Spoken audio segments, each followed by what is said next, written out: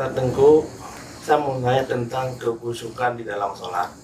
Karena saya mendengar khusyuk itu di dalam sholat lebih bagus untuk mencapai tingkatan sholat kita. Dan hukum khusyuk di dalam sholat itu seperti apa? Mungkin itu Ustaz. Bismillahirrahmanirrahim. Khusyuk di dalam sholat itu sangat dianjurkan. Dalam melakukan setiap aktivitas ibadah itu sangat dianjurkan melakukan ibadah tersebut dengan khusyuk, khususnya dan terutama adalah sholat, karena kita melakukan sholat itu dalam sehari lima kali. Kemudian sholat tersebut juga adalah ibadah yang paling utama, di mana Rasulullah diwajibkan atau diperintahkan sholat itu, atau beliau menerima perintah sholat itu bukan di bumi. Sedangkan ibadah yang lain, hukum yang lain, semuanya Allah perintahkan di bumi. Berarti menunjukkan sholat ini suatu ibadah yang sangat spesial, ibadah yang sangat khusus. Maka di dalam melakukan ibadah, terutama sholat itu, memang sangat dianjurkan kita melakukannya adalah dengan kekhusyukan. Apa itu khusyuk tersebut? Jadi bila kita melihat ke dalam kitab Kifayatul Ghulam, salah satu kitab Arab Jawi, yang kitab dasar yang dipelajari di beberapa tempat, khususnya di Aceh. Jadi dalam kitab itu disebutkan apa khusyuk tersebut. Khusyuk itu adalah tetap anggotanya, tetap anggota, ada tidak banyak bergerak. Kemudian khusyuk juga adalah hadir hati di dalam sholat. Karena ketika saat kita menghadap kiblat, ada dua kiblat yang harus kita, ada dua kiblat yang harus dihadapkan, yaitu yang pertama kiblatul wajhi dan kiblatul qalbi. Kiblat wajah itu menghadap ke Ka'bah, dan kiblat hati itu menghadap kepada Allah. Jadi seorang yang salatnya menghadap hatinya kepada Allah dan anggotanya tetap dan tidak bergerak, maka itu dinamakan khusyuk.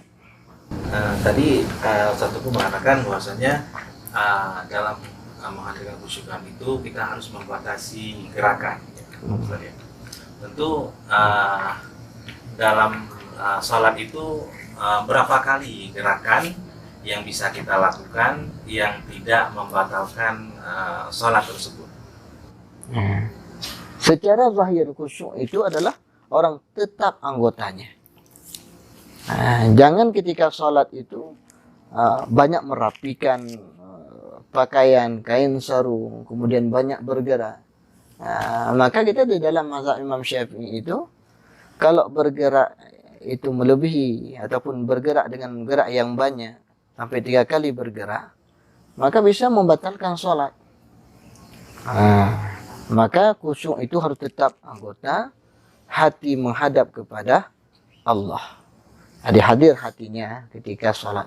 Maka kita dalam mazhab Imam Syafi'i itu diajarkan supaya di dalam sholat itu tidak banyak bergerak.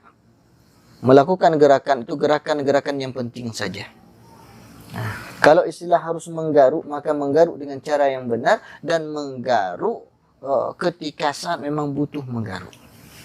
Udah. Kemudian lagi, misal kita harus ingin melangkah dengan tata cara melangkah yang benar. Jadi tidak boleh seperti orang jalan langsung. Itu dalam mazhab Imam Syafi'i. Supaya apa? Supaya tidak dikatakan seseorang tersebut banyak bergerak. Karena kalau banyak bergerak, batal sholat. Maka ada istilah hukum ketika menggerak-gerakkan telunjuk tersebut makruh dalam mazhab Imam Syafi'i. Kenapa? Karena memberikan potensi dapat membatalkan sholat. Gitu. Jadi ketika kita sholat itu saya dianjurkan jangan banyak bergerak. Bergeraklah ketika perlu bergerak.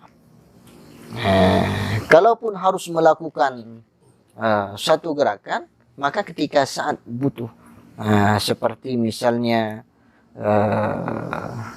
gatal, ingin menggaru, ataupun ingin mungkin ada nyamuk yang harus kita usir nyamuk tersebut, maka dengan cara yang benar.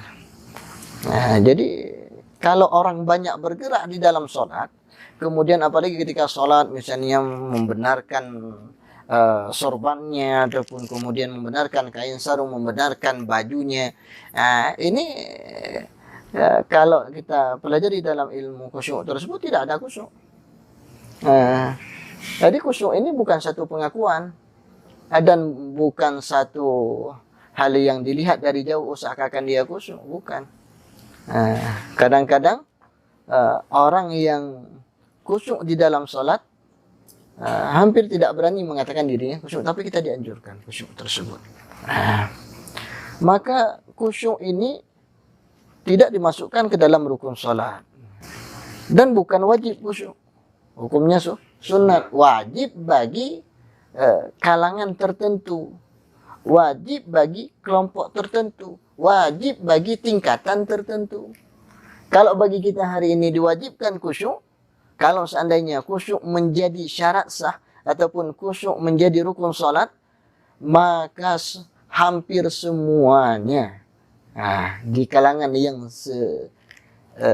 sederajat dengan kita, seperti kondisi kita hari ini, hampir semuanya tidak sah salat. Karena untuk menghadirkan khusyuk tersebut bukanlah suatu perkara yang mudah, tapi disunatkan kita untuk menghadirkan kekhusyukan tersebut. Khusyuk tersebut itu ada proses, ada yang harus kita lakukan, kita wujudkan, ataupun melakukan sesuatu yang dapat menimbulkan kekhusyukan itu ada. Di antaranya adalah ilmu. Ada beberapa amali yang harus kita lakukan, yang harus kita wujudkan. Jadi kalau ada orang yang sholat tidak ada ilmu, ataupun orang sholat yang hanya ikut-ikutan, kemudian setelah tidak ada ilmu, kemudian tidak mau belajar, maka orang tersebut saya tidak percaya orang itu ada khusyuk. Bagaimana kita bisa mengatakan orang tersebut khusyuk sedangkan tidak ada ilmu? Kecuali ketika ada orang yang menyampaikan, saya melihat ulama tersebut dalam sholat itu menunjukkan kekhusyukannya. Mungkin ya benar. Tetapi khusyuk itu bukan sesuatu yang harus untuk penyampaian. Saya khusyuk, sepulang khusyuk. Khusyuk itu adalah kita sendiri dengan Allah. Jadi tidak bisa. Jadi khusyuk tersebut kadang-kadang ketika saat kita tetap anggota, hati kita kadang-kadang ingat kepada yang lain. Apakah seperti itu juga dikatakan khusyuk? Tidak. Sebenarnya khusyuk itu harus kita latih diri kita supaya benar-benar Allah terwujud di dalam sholat. Jadi maaf sedikit Tengku, Ustaz Tengku, persoalan sholat itu merupakan bentuk kualitas sholat ditentukan oleh khusyuk. Sementara khusyuk itu tidak dimasukkan ke dalam rukun sholat yang ke-13 itu. Iya. Jadi bagaimana bisa menentukan khusyuk itu menjadi sebuah kualitas? Khusyuk ini karena khusyuk tersebut bukan sesuatu yang mudah untuk dihadirkan, bukan suatu hal yang mudah untuk kita praktekkan. Jadi makanya tidak dimasukkan ke dalam rukun salat, karena rukun salat itu mesti dilakukan. Jadi kalau tidak dilakukan tersebut tidak sah salat. Maka ketika saat dimasukkan khusyuk ke dalam rukun salat, bagaimana kondisi hari ini orang yang sholat? Sedangkan perkara khusyuk tersebut bukan perkara yang mudah. Bukan perkara yang gampang untuk mewujudkan kekhusyukan tersebut. Maka khusyuk itu tidak dimasukkan ke dalam rukun sholat. Karena kalau dimasukkan ke dalam rukun sholat akan memberatkan. Tidak mudah bagi si musalli, orang yang sholat itu, untuk mewujudkan hal tersebut. Jadi mungkin sedikit Ustaz, mungkin kekhusyukan itu yang ada hanya di dalam sholat. Adakah yang memperbedakan arti kata-kata kekhusyukan dalam sholat membuat kita kiat-kiat lebih sempurna? Maksudnya kiat-kiat itu yang dimaksud itu bagaimana? Apa yang harus kita lakukan? Apa yang harus kita lakukan untuk mewujudkan kekhusyukan? Itu yang cara yang pertama adalah kita belajar ilmu. Kita pastikan adalah kita berilmu, tahu ilmu. Artinya segala ilmu tentang solat tersebut, dari pertama yang menjuru kepada solat, misalnya cara bersuci, kemudian sampai ke dalam solat, itu harus dipelajari dengan baik dan dipahami dengan baik. Udah. Kemudian kalau ada bacaan-bacaan di dalam solat tersebut, dibaca dengan benar, dipahami bacaan tersebut dengan benar, kemudian dipahami maknanya. Nah, dan itu langkah-langkah untuk mewujudkan kesyukuran. Nah, udah. Kemudian termasuk cara mewujudkan kekhusyukan itu, jangan terburu-buru ketika menunjukkan ke dalam sholat ataupun ketika masuk ke dalam sholat. Dan itu sudah kita jelaskan. Karena kalau orang terburu-buru masuk ke dalam sholat, maka tidak ada kekhusyukan. Jadi bagaimana? Kalau ada orang, memang kadang-kadang harus didukung. Kadang orang baru kayaknya mudah mewujudkan kekhusyukan, harus dengan pakaian-pakaian tertentu, pakai pakaian tertentu tersebut. Harus di tempat tertentu, datang pada tempat tersebut. Ada orang kalau masjidnya tidak nyaman, maka susah dia mewujudkan kekhusyukan. Cari masjid yang nyaman. Ada orang misalnya sholat di luar tidak nyaman, susah mewujudkan kekhusyukan. Sedangkan sholatnya di rumahnya mudah mewujudkan kekhusyukan, maka sholatlah di rumah.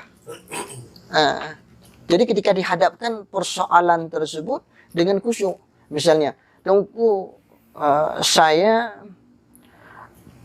sholat di luar berjamaah, tapi saya tidak khusyuk.